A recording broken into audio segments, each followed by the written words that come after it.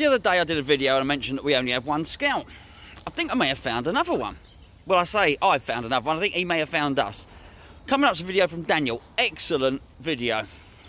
Daniel's Brazilian. He lives in Brazil. Well, most of them do, funnily enough. He's done a video before. A lot of you will recognise him. He's got some views on our scouting setup, or what our scouting setup really should be in Brazil, and some really forthright views about Felipe Anderson. Actually, it's quite enlightening stuff to get the perspective from over the pond there. So yeah, so anyway, that's Daniel coming up. He also goes on to name quite a few players certainly I've never heard of, and players that he thinks we should be looking at. In fact, I maybe would suggest a club employ Daniel, or maybe they give him the volunteer role, something like that. Anyway, Daniel coming up. This video is sponsored by the OneFootball app.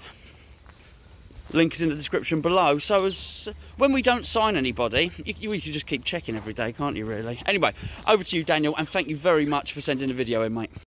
Hey guys, how you all doing? This is Daniel here. I had to make this video because I've been following Gonzo's crusade, if you will, against West Ham's scouting department, and it just made me sick. And now I understand some things that I didn't in the past. Now things make more sense to me, because I'm from Brazil and I follow the Brazilian league, and you know, maybe I have a different perspective on Brazilian players than you guys have. And I couldn't understand Felipe Anderson signing, and I couldn't understand that West Ham was trying to sign Gabigol recently now. And now I do.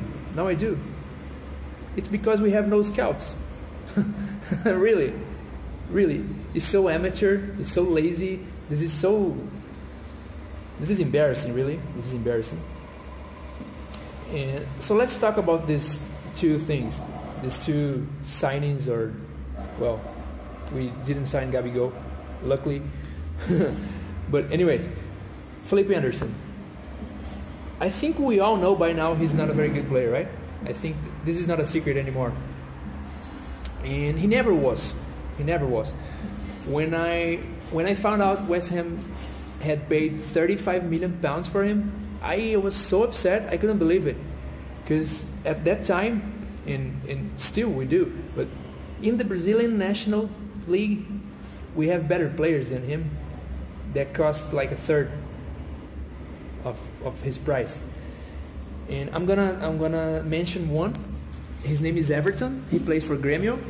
Nowadays his price is very high, but because he was the top goal scorer in Copa America, and I think he was the top goal scorer. Well, at the very least, he was the best player, you know.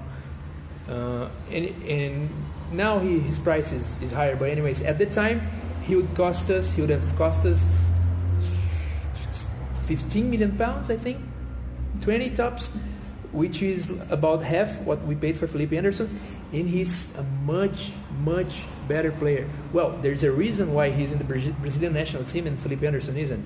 And keep in mind, he plays for Grêmio in Brazil, and managers tend to favor players who play in Europe. So if you're a Brazilian player that plays in the National League and you get caught up to the Brazilian national team, you're a pretty good one, chances are. And he's everything that Felipe Anderson isn't. You know, he's decisive.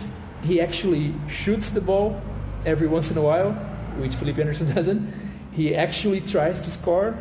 He cuts inside, and you know, he tries to make something out of it. And he's just as fast, but he scores goals, and he doesn't lack confidence, and he's a better player in general. And how come didn't we know that? How come didn't West Ham know that? I understand now, because we have no scouts. And think about something here.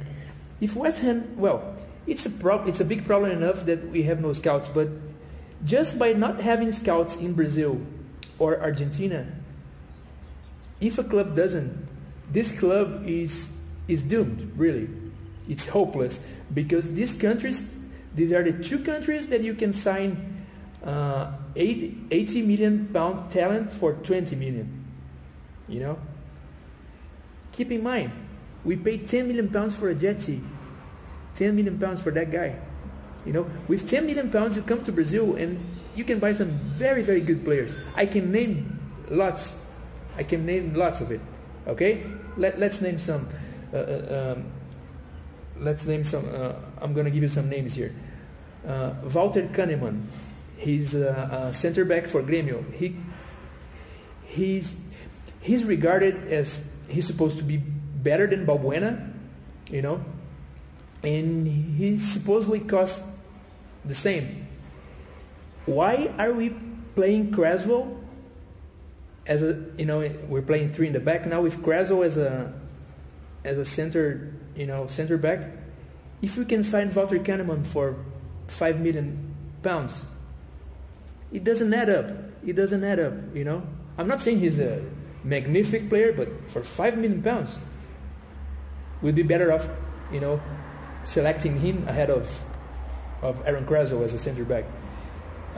Let's talk about Matheus Henrique. He also plays for Grêmio. Okay, he's a central midfielder, which is exactly what we need. You know, for a while now. He's an orchestrator. He can do it all. He's a, you know, his passing is just it's crazy good. He's regarded as the new Arthur. Arthur is the guy that plays for Barcelona now. He used to play for Grêmio also. Why haven't we taken a look at these guys? There's another player. He plays for Atlético Paranaense. His name is Bruno Guimarães. He's an amazing central midfielder. I think Bruno Guimarães and Matheus Henrique, they would cost us less than 25 million pounds tops, and they are top talent, you know, players. They're top level talent players. But West Ham has no scouts, so we need a central midfielder, and we need strikers, we need wingers, and we go on and sign Sanchez, you know. It's terrible. A Jetty for £10 million. This is amateur, really. Let's talk about Gabigol now. He's the guy who we tried to sign here recently in January now, and he's a decent player, but he's a terrible fit for West Ham. He's a terrible fit. He's a center forward, so he plays the same position as Haller. We don't even play 2 strikers, but even if we did, that wouldn't work, I think. I don't think it would. And there are other problems, like he has some character problems. He has a bit of a personality. He wouldn't be up to stay on the bench. He would want to start every game. And keep in mind, Flamengo is South America's Real Madrid. Flamengo has more money than any other club. So every time they take the field, they are the better team. They play in a very attacking formation. They score lots of goals. So, yeah, Gabigol's numbers are good, but it's not, you know, it's a very favorable situation playing for Flamengo as a striker. As a striker, you're going to score lots of goals for Flamengo, okay? And there's another player that also plays for Flamengo. He's a little bit old though. He's 28, I think. His name is Bruno Henrique. His market value is 6 million euros. Okay.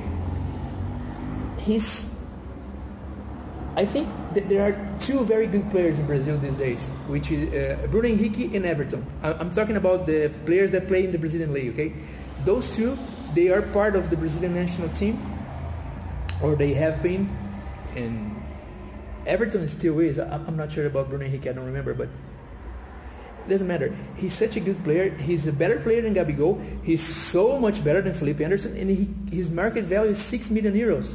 We paid 10 million pounds for a Jetty. We paid, I think, 3 or 4 million pounds for Carlos Sanchez. Can't we pay 5 million pounds for Bruno Henrique? This guy would come to West Ham.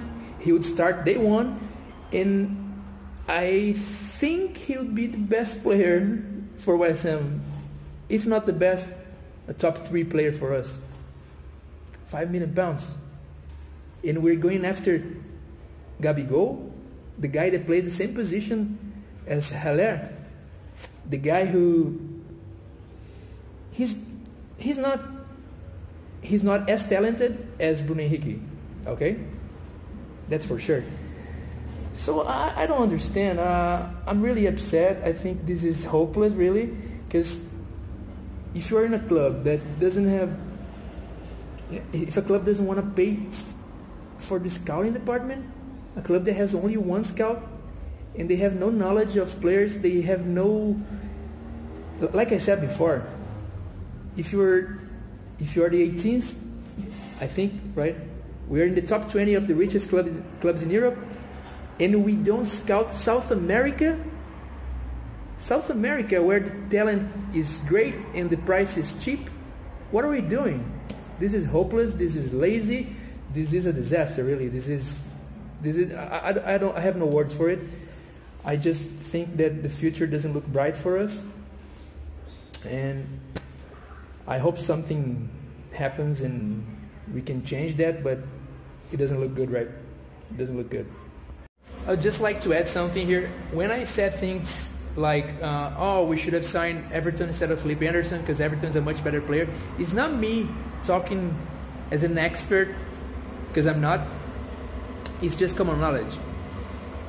You know, among West Ham supporters, it's common knowledge that Carlos Sanchez is terrible, that, you know, that Roberto is terrible, and it's the same here. Everybody knows that Everton is much better than Felipe Anderson. You know, everybody knows that Matheus Henrique is a damn good midfielder, and that's what's disturbing, because West Ham even lacks common knowledge of Brazilian football.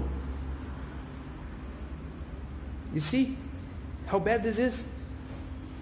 I don't even know what to do anymore. Like, this is hopeless, really.